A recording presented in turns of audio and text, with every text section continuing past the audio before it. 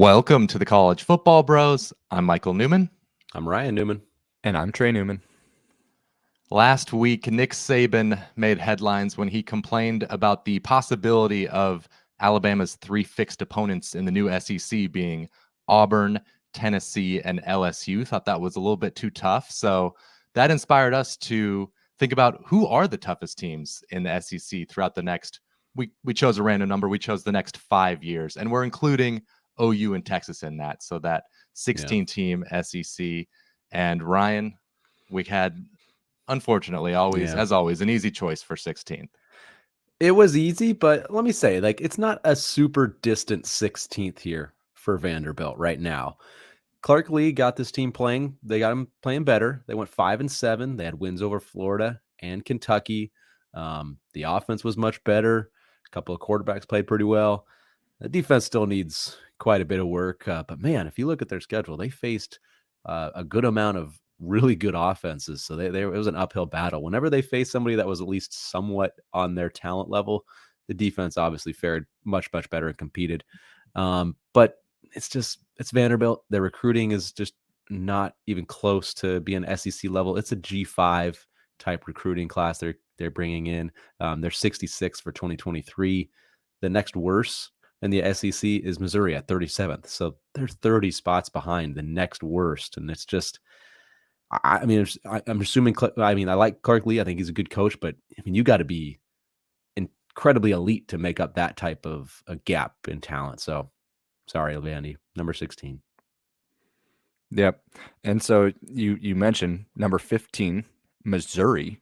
I guess that's a pretty good number 15 team for a conference, but they just haven't been able to break through recently. Eli Drinkowitz came in, and the recruiting wasn't horrible. He got it up to about kind of midway through the SEC.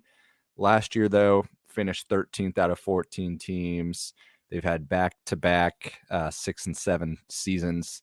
This past year, they had to win the final 2 games just to get bowl eligible. And then when you look at the team talent composite, last year was 13th out of 14 in the conference. So it's still an uphill battle for them to get at least to the middle of the pack.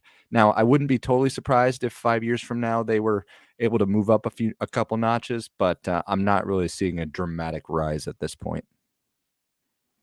Okay, number 14, we have Mississippi State, and they're coming off of a good year. They've really had a solid past decade. They've been very fortunate with some good coaches like Dan Mullen and Mike Leach.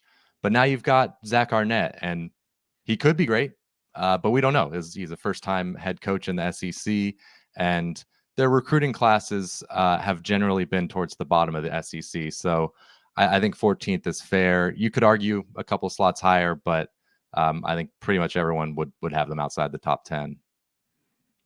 Yep, I agree there. All right, moving on to number 13, we have Kentucky.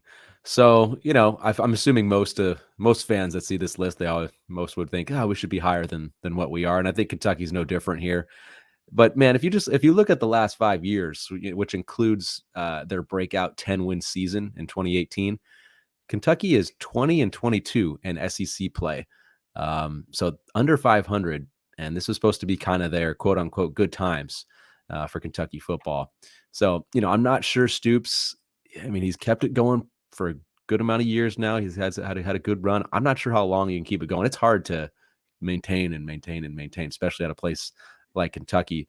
And if, we always touch on recruiting. If you look at that, they're 13th if you include Texas and OU, which is right where we have them listed. So sure, they could move up a spot or two, but not unreasonable to have them at 13 where we got them.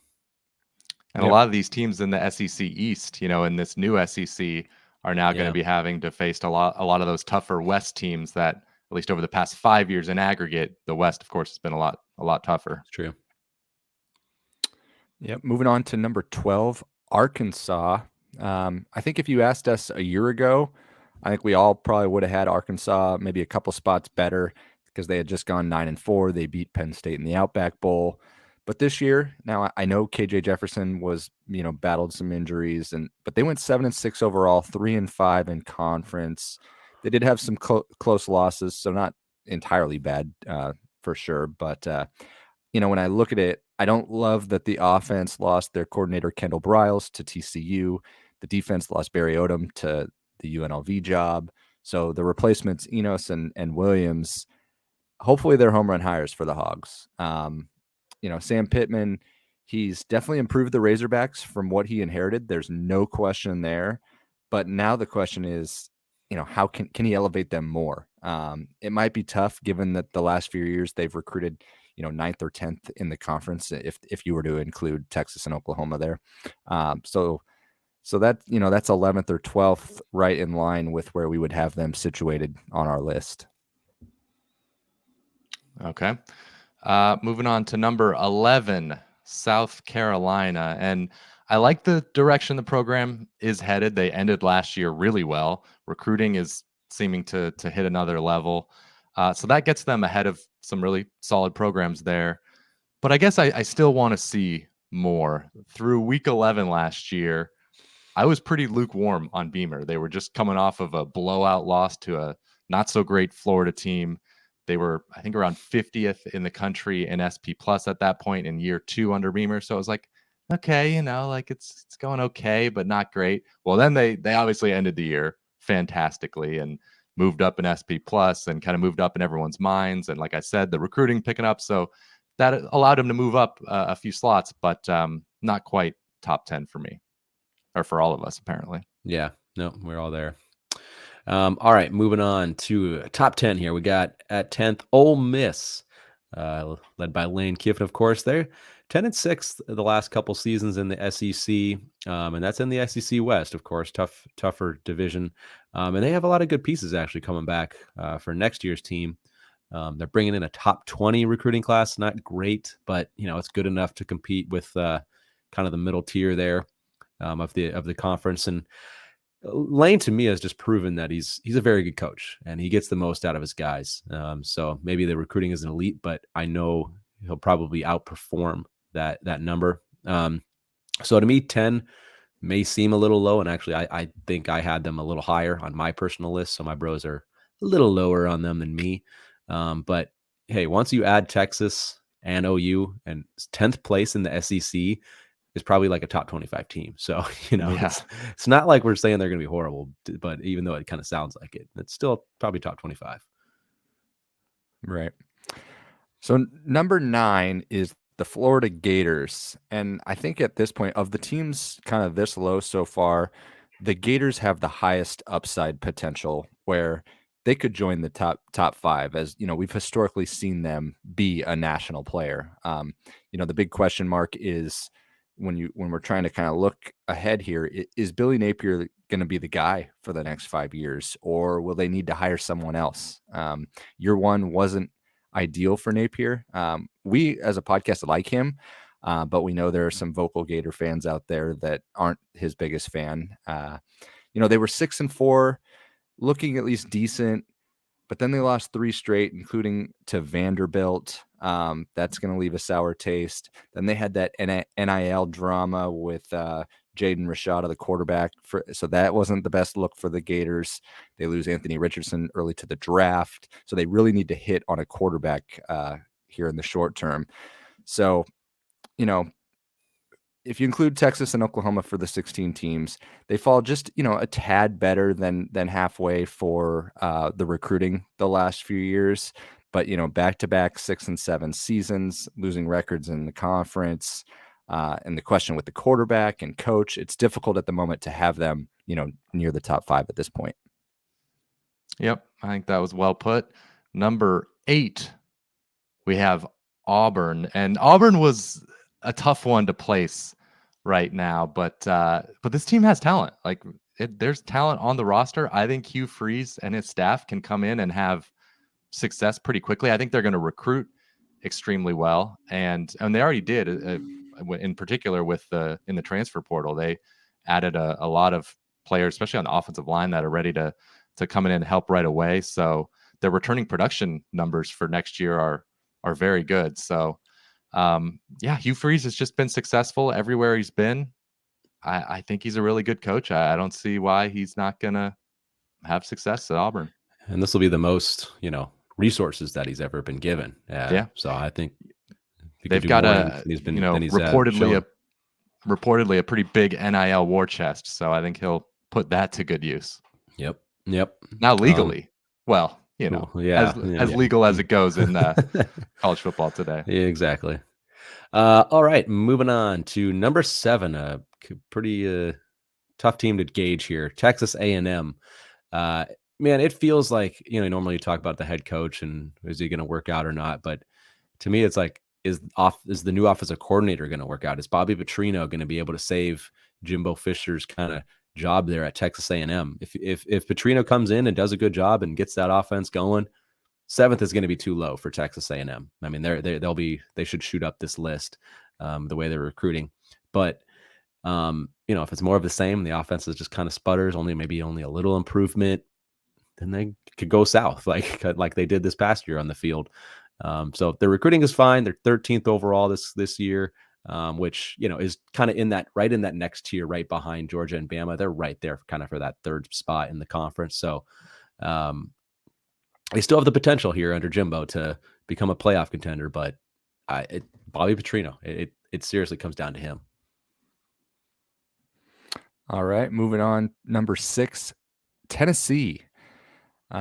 Obviously, this past season vaulted the Vols to this spot, but I don't think it's totally unreasonable. Obviously, an 11-win season and an Orange Bowl victory will help matters, but you look at it, Tennessee now has a solid coach in place, which they've really been searching for quite some time.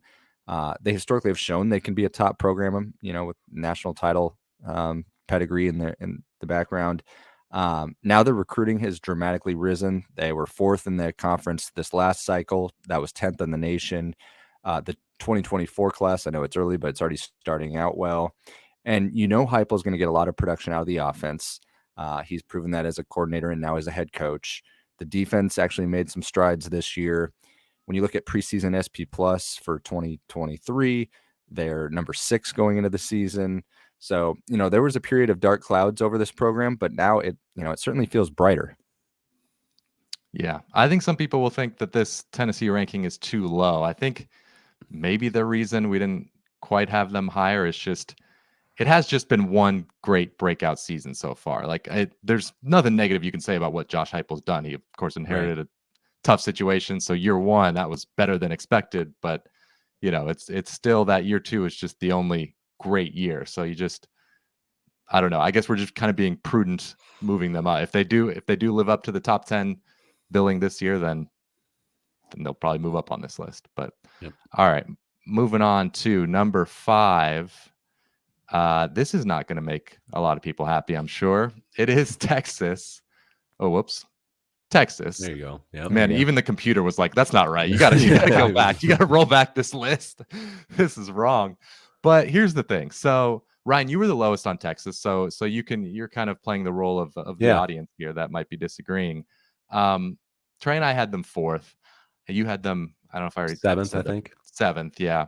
So I think everyone would agree that Texas has underachieved recently for, I guess, quite a while. So, but even with that underachieving, they've finished ranked 4 of the past 5 seasons. So again, they should be ranked higher than they were. But I think when we say, oh, Texas has sucked, we need to it's all relative, they really haven't been that bad. And that's when we're saying they're underachieving and they're still being ranked. Well, what happens if Sark actually gets them to stop underachieving? You look at last year, of course, their record wasn't as good as they had hoped. Would they go 8-5 or something? But the analytics, you look at SP Plus, was very high. They just happened to lose a lot of close games. So I'm on the side that says those analytics are more predictive moving forward than some close losses. So I don't know. And he's just recruiting extremely well. Balanced classes. He's recruiting great in the trenches. So different than some of their previous recruiting had been. So yeah, I don't know. I'm I guess bullish on Texas moving forward. And it's the potential too, right? It's the potential that they could be great. We're talking about 5 years here. I don't know.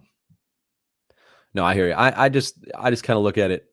They're 19-16 the last 4 years in the Big 12. So maybe they've been ranked, but it's barely been ranked. And like I've said, we've mentioned before, that'd be good enough for about 10th in this new SEC. So And I put him 7th, which is a strong team. If you're 7th in this new SEC, that's a good team.